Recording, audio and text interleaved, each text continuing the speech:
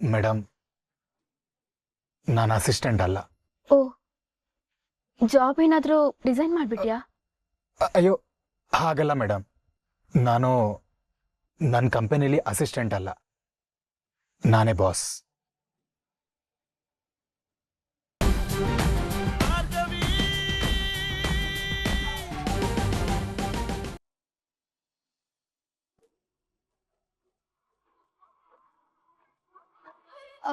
ಚರಣ್, ಅರ್ಜುನ ನೋಡಿದ್ಯಾ?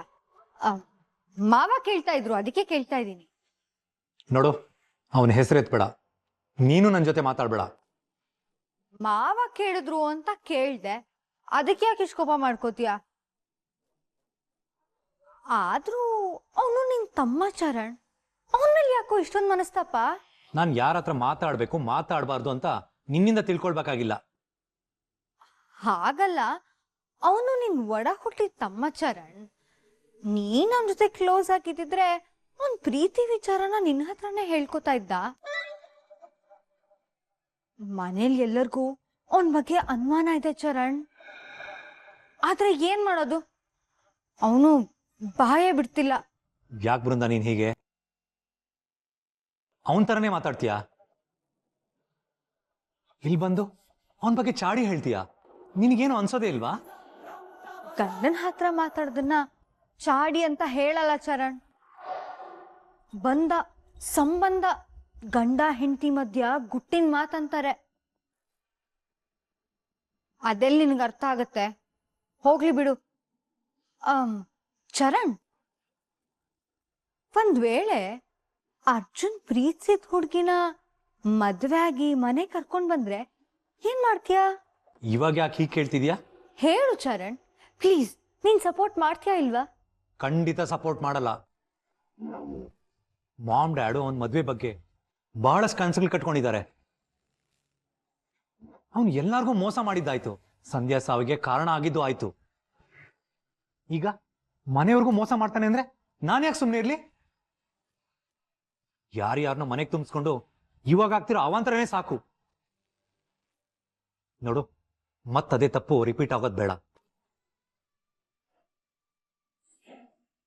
ನಿನ್ನ ಬುದ್ಧಿ ಹೀಗೆ ಇರ್ಲಿ ಚರಣ್.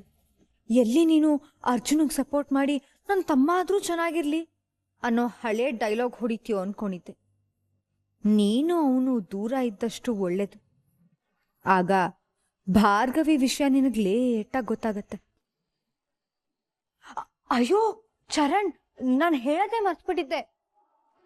ಮಾವ ನಿನಗೆ ಬೇಗ ಆಫೀಸ್ಗೆ ಹೋಗು ಅಂತ ಹೇಳಿದ್ರು. ಇದನ್ನ ಇವಾಗ್ಲೇ ಹೇಳೋದು?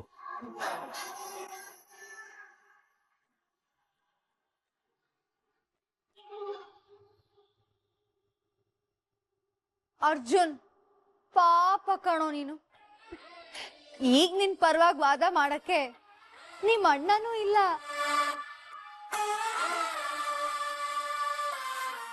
ನನ್ನ ಪ್ಲಾನ್ ಕರೆಕ್ಟಾಗಿ ವರ್ಕ್ ಆಗ್ತಿದೆ.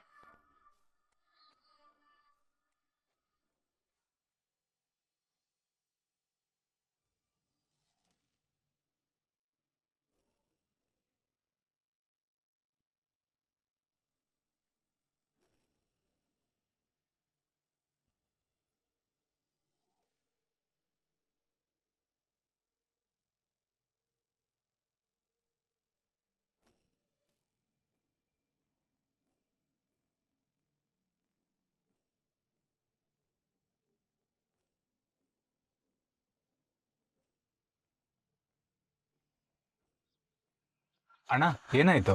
ಸರ್, ಒಂದು ನಿಮಿಷ ಬಂದೆ.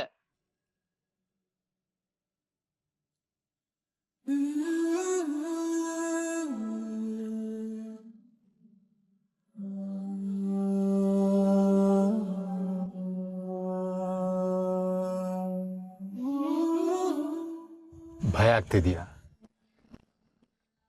ನಿಮ್ಮನೆಯವರು ನಿಮ್ಮ ಥರನೇ ಒಳ್ಳೆಯವರು ಅನ್ನೋ ನಂಬಿಕೆ ನನಗಿದೆ ಪಾರ್ಥ. ಆದರೆ ನಾನು ಹುಟ್ಟಿದಾಗಿಂದ ಇಲ್ಲಿವರೆಗೂ ಫ್ರೆಂಡ್ಸ್ ಜೊತೆ ಆಗಲಿ, ಸಂಬಂಧಿಕರ ಮನೆಗಾಗಲಿ, ಟ್ರಿಪ್ಗೆ ಹೋಗೋದಾಗಲಿ, ನಾನು ಯಾವತ್ತೂ ಮನೆ ಬಿಟ್ಟೋಳೆ ಅಲ್ಲ. ಅಪ್ಪ ಅಮ್ಮನ ಬಿಟ್ಟಂತ ನಾನು ಹೋಗೇ ಇಲ್ಲ. ಆದರೆ ಇವಾಗ ನೋಡಿ, ನಿನ್ನವರೆಲ್ಲ ನನ್ನವ್ರು ಆಗ್ತಾ ಇದ್ದಾರೆ, ನನ್ನವರು ಯಾರೋ ದೂರದವ್ರು ಆಗ್ತಾ ಇದ್ದಾರೆ ಅನಿಸ್ತಾ ಇದೆ. ಅದನ್ನೇ ಯೋಚನೆ ಮಾಡ್ತಾ ಇದ್ದೆ. ನನ್ನವರು ತುಂಬಾ ದೂರ ಇದ್ದಾರೇನೋ ಅನ್ನಿಸ್ತು. ಅದಕ್ಕೆ ದುಃಖ ಆಯ್ತು ಪಾರ್ಥ.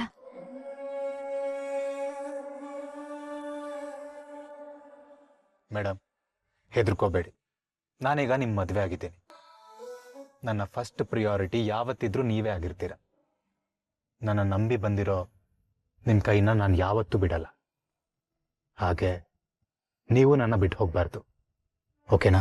ಬಿಡ್ತು ಅನ್ನು. ಪದೇ ಪದೇ ಬಿಟ್ಟು ಹೋಗೋದ್ರ ಬಗ್ಗೆ ಯಾಕೆ ಮಾತಾಡ್ತೀಯ ಪಾರ್ಥ? ಮೇಡಮ್, ನಾನು ನಿಮ್ಗೊಂದು ವಿಷಯ ಹೇಳಬೇಕು. ಹೇಳು ಪಾರ್ಥ. ಹೇಗಿದ್ರು ಇನ್ನು ಸ್ವಲ್ಪ ಹೊತ್ತಲ್ಲಿ ನಮ್ಮ ಮನೆಯವ್ರ ಪರಿಚಯ ಆಗತ್ತೆ. ಅದನ್ನ ಬಿಟ್ಟು ಇನ್ನು ಕೆಲವೊಂದು ವಿಷಯ ಹೇಳಬೇಕು.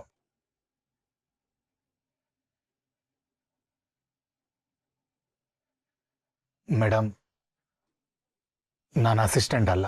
ಓ, ಜಾಬ್ ಏನಾದರೂ ರಿಸೈನ್ ಮಾಡ್ಬಿಟ್ಯಾ? ಅಯ್ಯೋ, ಹಾಗಲ್ಲ ಮೇಡಮ್.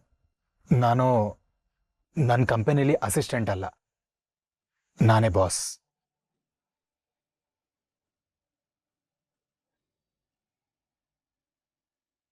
ಹಾಗೆ ನನ್ನ ಮ್ಯಾನೇಜರ್ ಮನು, ಅದೇ ನಮ್ಮ ಕಂಪನಿಲಿ ಬಾಸ್ ಅಂತ ಪರಿಚಯ ಮಾಡಿದ್ನಲ್ಲ, ಅವನು. ನಿಮ್ಮ ಹತ್ರ ನಾನಷ್ಟು ಶ್ರೀಮಂತ, ಒಂದು ಕಂಪನಿ ಬಾಸ್ ಅಂತ ಹೇಳಕ್ ಮುಜುಗರ ಆಗಿ ಅಸಿಸ್ಟೆಂಟ್ ಅಂತ ಹೇಳಿದ್ದೆ.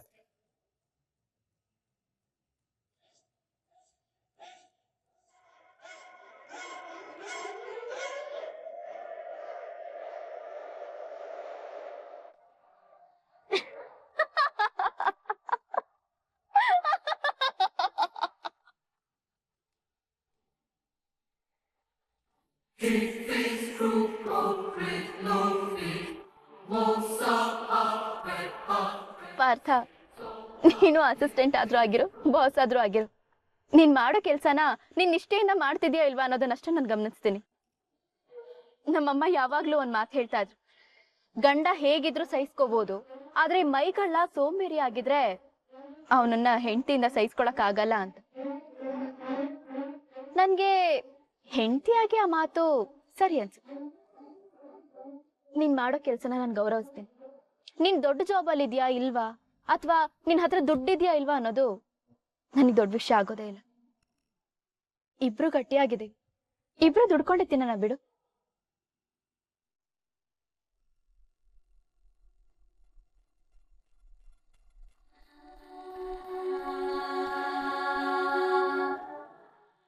ಮೇಡಮ್, ಹಾಗಲ್ಲ. ನಾನು ಪಾರ್ಥ, ದುಡ್ಡು ಇವತ್ ಬರುತ್ತೆ, ನಾಳೆ ಹೋಗುತ್ತೆ. ಪ್ರೀತಿನೇ ಶಾಶ್ವತ ಅಲ್ವಾ? ನಾನೇ ಸರ್ವಶ್ರೇಷ್ಠ ಅಂತ ಬದುಕೋ ಈ ಸಮಾಜದಲ್ಲಿ ನಾವಿಬ್ರು ಸಮಾನರು. ನನಗೂ ಆಸೆ, ಕನಸು, ಗುರಿಗಳಿದೆ ಅಂತ ಸಪೋರ್ಟ್ ಮಾಡೋ ಗಂಡ ಸಿಗೋದು ತುಂಬಾ ಕಷ್ಟ ಪಾರ್ಥ. ನನಗ್ ನೀನ್ ಸಿಕ್ಕಿದ್ಯಾ.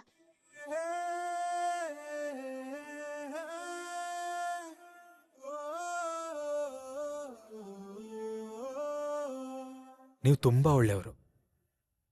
ಆದ್ರೆ ನಾನೇ ಅಸಿಸ್ಟೆಂಟ್ ಅಂತ ಅಂದು ಅಂದು ಅಂದು ತೋಳ ಬಂತಲೇ ತೋಳ ಹಾಕೋಗಿದ್ದೀನ. ಇವಾಗ ನಿಜ ಹೇಳಿದ್ರು ನೀವು ನಂಬೋ ಸ್ಥಿತಿಲಿಲ್ಲ. ಏನ್ ಮಾಡ್ಲಿ ಇವಾಗ? ಪಾರ್ಥ, ನನಗ್ ಕಷ್ಟ ಗೊತ್ತಾಗ್ಬಾರ್ದು, ನಾನ್ ಸುಖವಾಗಿರ್ಲಿ ಅಂತ ನೀನ್ ಸುಳ್ಳು ಹೇಳ್ತಾ ಇದೀಯ ತಾನೆ? ನಿನಗ್ ನನ್ ಮೇಲೆ ಅದೆಷ್ಟು ಪ್ರೀತಿ ಇದೆ. ಪ್ರೀತಿ ಇರೋದಂತೂ ನಿಜ, ಆದ್ರೆ ಸತ್ಯನ ನಿಮಗೆ ಹೇಗೆ ಅರ್ಥ ಮಾಡಿಸ್ಬೇಕು ಅಂತಾನೆ ಗೊತ್ತಾಗ್ತಿಲ್ಲ. ಮನೆಗೆ ಹೋದ್ಮೇಲೆ ನಿಮಗೆ ಅರ್ಥ ಆಗತ್ತೆ.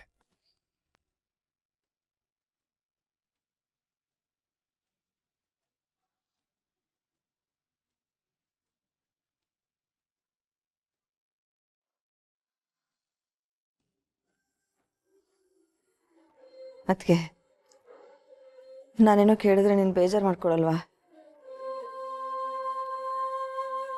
ಇನ್ನೇನು ಉಳಿದಿದೆ ಅಂತ ನಾನು ಬೇಜಾರು ಮಾಡ್ಕೊಳ್ಳಿ ಕಲ್ಪನಾ.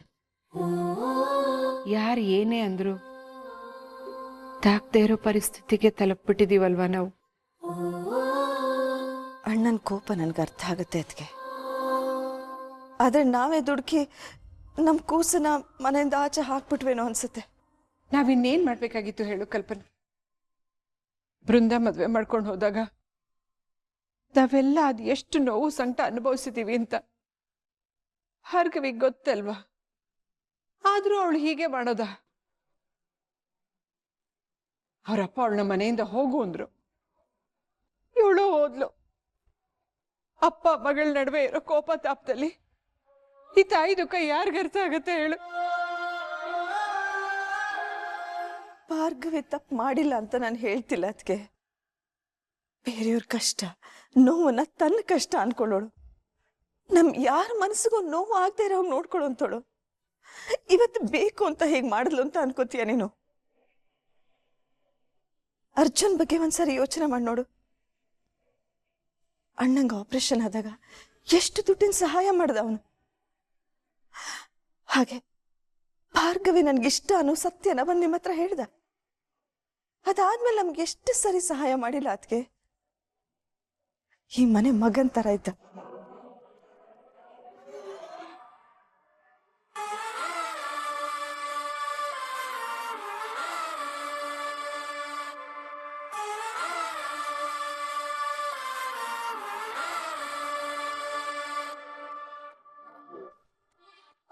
ಹಲೋ, ಅದ್ಕೆ ಎಲ್ಲೋಗಿದ್ರಿ?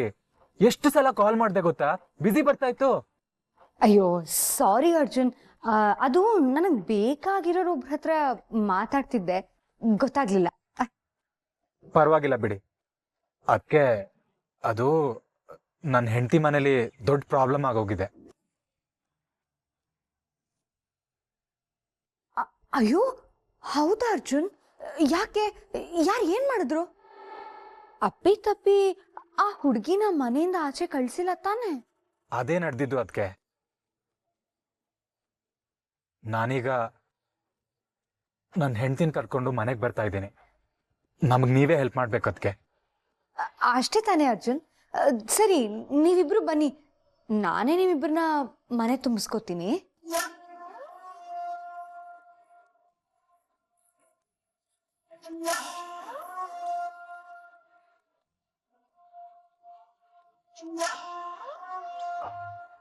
ಪಾರ್ಥ, ನಿಮ್ ಅಕ್ಕಿನ ನಂಬೋದು ತಾನೆ? ಅವ್ರು ನಮ್ಗೆ ಹೆಲ್ಪ್ ಮಾಡ್ತಾರಾ? ನಿಮ್ಗಿನ್ನೂ ಅವ್ರ ಬಗ್ಗೆ ಗೊತ್ತಿಲ್ಲ. ಇಷ್ಟು ದಿನ ನಮ್ ಪ್ರೀತಿಗೆ ಸಪೋರ್ಟ್ ಮಾಡಿದ್ ಅವ್ರೇ.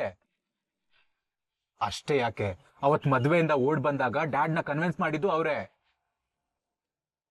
ನಮ್ಮ ಅದಕ್ಕೆ ತುಂಬಾ ಒಳ್ಳೆಯವರು. ನೋಡ್ತಾ ಇರಿ ಮೇಡಮ್, ನಿಮ್ಮನ್ನ ಒಡ ಹುಟ್ಟಿದ ಅಕ್ಕನ್ ತರ ಪ್ರೀತಿಯಿಂದ ನೋಡ್ಕೋತಾರೆ.